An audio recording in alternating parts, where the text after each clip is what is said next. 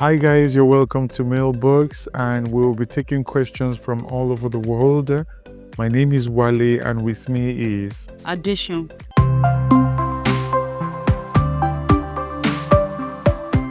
So we're going to be taking questions from all over the world, and our first question is from the United States, from Lauren.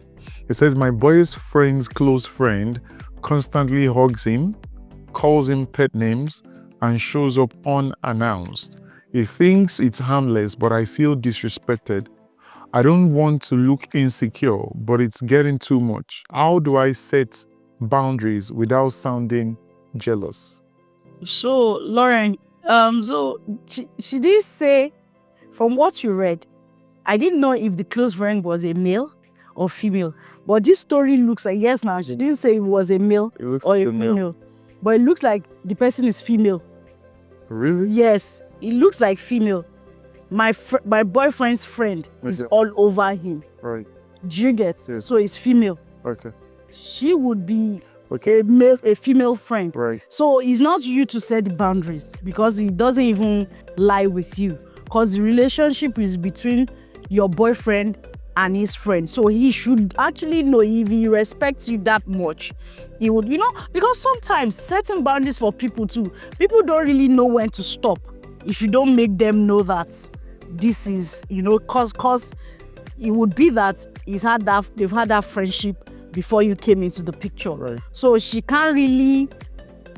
not identified, coming to terms with it, that there's a new sheriff in town. So whatever friendship you have now, you must begin to filter it, because a lot of things as a guy that you ignore before because there was no check and balances, you can't do it anymore because there's another party that is also, because it could actually be hard too, doing it to a male friend, and you might not like it. So setting boundaries will now be between your boyfriend and his so-called friend, because some friends, they don't even understand signals. They don't even know the meaning of what you are saying. Right. So it's not left for your boyfriend to actually say, you know what, address it without even you being involved. Because for you to actually be sending a mail is already an issue. Right. That is not sitting well with you. Right. Probably you are not comfortable with those hugs, or, because there are some certain things that you see that a partner would do, even not your husband or wife now, even if it's just a boyfriend-girlfriend thing, that will make you uncomfortable. Right. So aside from addressing it with your boyfriend,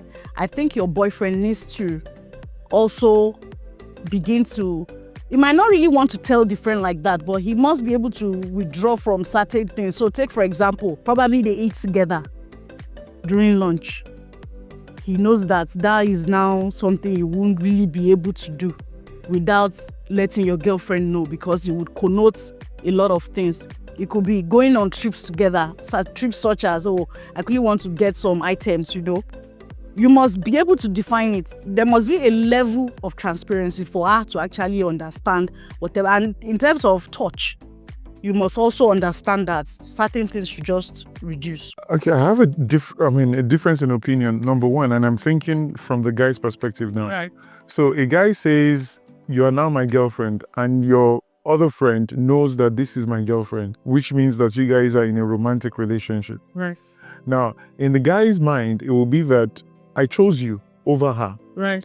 Now, your situation with the lady, for instance, is insecurity, because to be honest, the guy didn't proceed with this friend, went with you. Howbeit, the conversation as to your own feelings needs to be in check by the guy, not by you. You can't be the one to set the boundaries. No, you can't. Now, the guy must realize that I chose you over this, and so we can't keep having all of that, what's it called, because it looks like you're leading two people on at the same time. Right. On the premise of that logic, I think the guy would understand. Because if you broach the conversation without these things in check, the guy will feel that, why are you insecure? Because I chose you. So if he sees that, and this is where it gets to the point where you force a guy to say, choose between this person and this person. Right. Because you actually just left it unchecked. So primarily, the guy needs to be aware of that logic. And sometimes the way a guy gets aware is that if you, for instance, show the same level of affection towards another guy, he would have a problem with it. So it's almost like, can you put yourself in my shoes for you to be able to understand that? So instead of you don't go and set the boundary because you're going to look like the jealous person, you're going to look like an insecure person. But if you appeal to the guy's logic, it becomes a bit more easy for you to achieve what you want. Okay, so let me just add a bit to it. So you see, conversations with relationship, unfortunately, has actually transcended and changed from the norm. So choosing is not a big deal anymore. Really? Yes. So people choose and they activate elsewhere. Yes. So her question, I think, is coming from that point. Because if you are being chosen and you are being touched in the right spots, it won't be a problem. So these days and time, you find out that it's an issue that you engage somebody as the choice, and then deliverables is your KPIs have been made with somebody else. Are you getting it? So you choose me as your girlfriend or as your partner, but when all the romance comes in, when it comes to touch, affection, smile, oh, I laugh at your joke, or the love languages. So it's like I give you a title, but I chose you, and then the activity is with somebody else. That's a crime. Okay. As the female, I hear you understand, and it's becoming obvious. Because sometimes you say, I can't even remember where you hugged me. And that's your other female friend. You guys are embracing each other. You're laughing as if you just want lottery. You know all those things. So I'm sure the male is coming from that pain. Okay. You understand? So I just think, guy, just put everything together. Let everything be just let's say we want that. She don't pay so much attention. So for a guy too, if you start coming off like that, they begin to see in a certain light. They will now leverage on the fact that it looks like you're insecure. So some of these things you might also be able to play down on it in communication. Play down on it, but still make your communication as clear as possible. All right, then. I hope we've been able to help you, Lauren.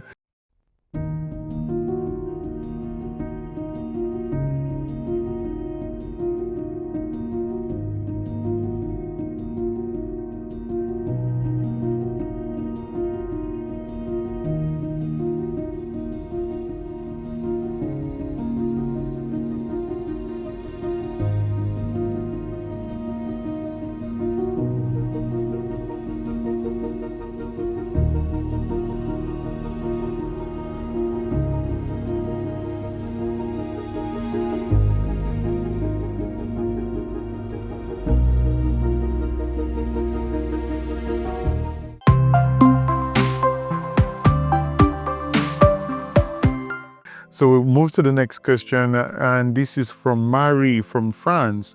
She says, I'm 40 years old, I believe, and single. My 28-year-old colleague is in love with me. Says I've never been married, and I'm okay with that. But now a younger colleague says he has feelings for me, and the attention is flattering, but complicated. I'm unsure if he is serious or just excited by the age difference. Should I explore it or keep things strictly professional? So clearly, Mary, you also like these guys. For you to be asking us if you should explore. However, is what you're big on. So yeah, if you are so big about that age, 28, 40, it's pretty much of a gap.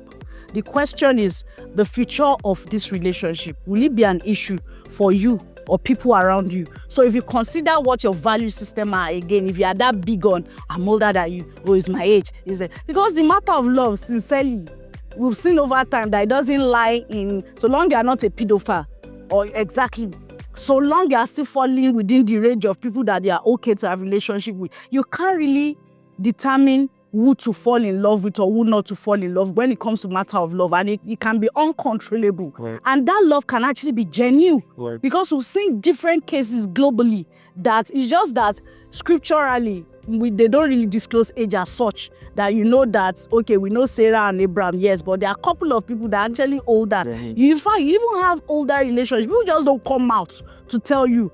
Owing authority for the man, respecting for the female is a function of how you people run the show. Right. So if you know that age gap is a lot for you, because if we reverse the case now, you people won't see it as a big deal. Oh. By the time you see a man that is 60, getting married to a 25, everybody say, oh, goals, you know all those things. Yeah, that's what people say. But now that is reversed, It looks like it's questionable. And to God be the glory, you are not even in Nigeria. So it makes the matter easy for you. So if you are genuinely in love with the guy and you can see yourself being able to respect him, Right.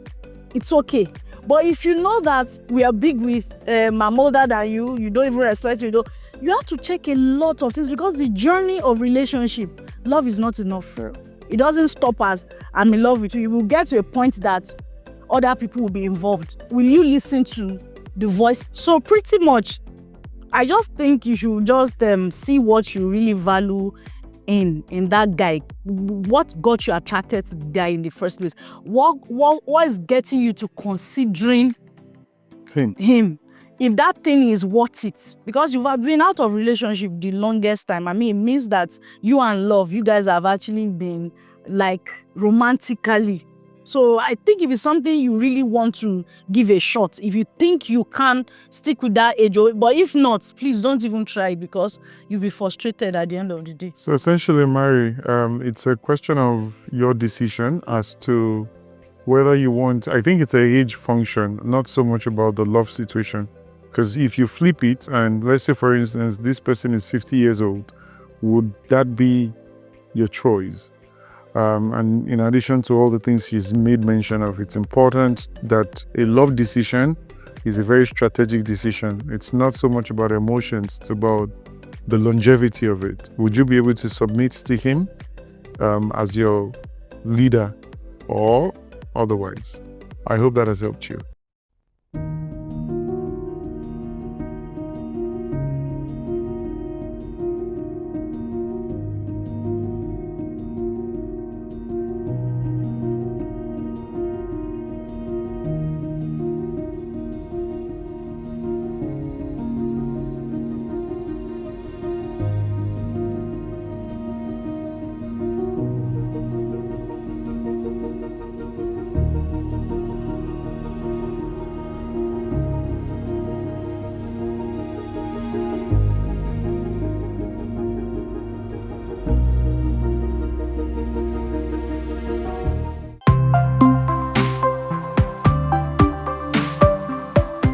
And that takes us to the final question on this particular episode.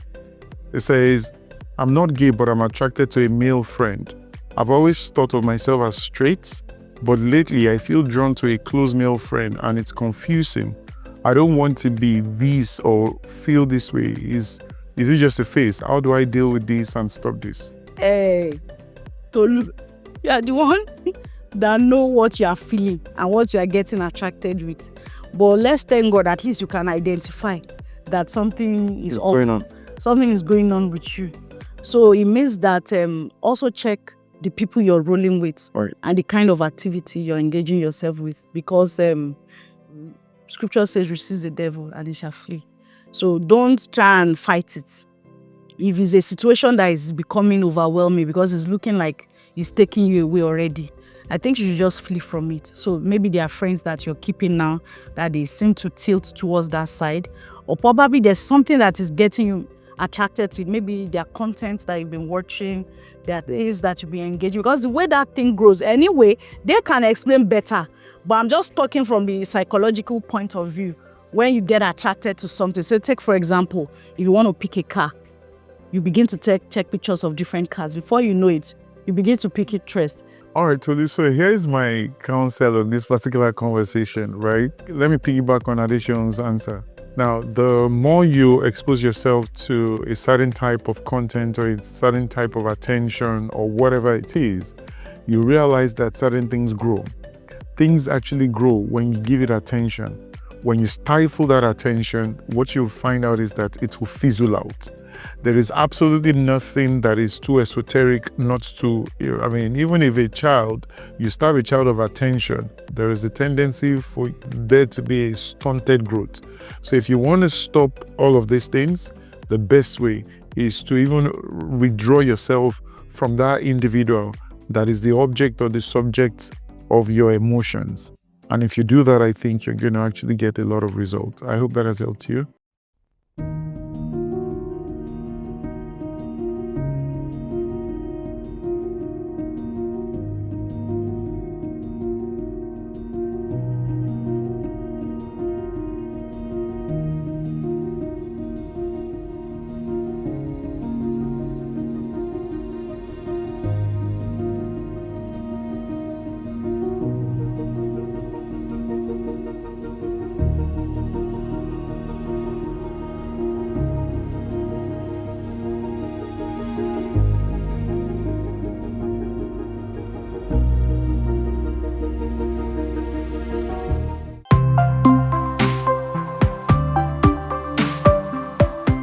And this brings us to the end of this particular episode on the mailbox.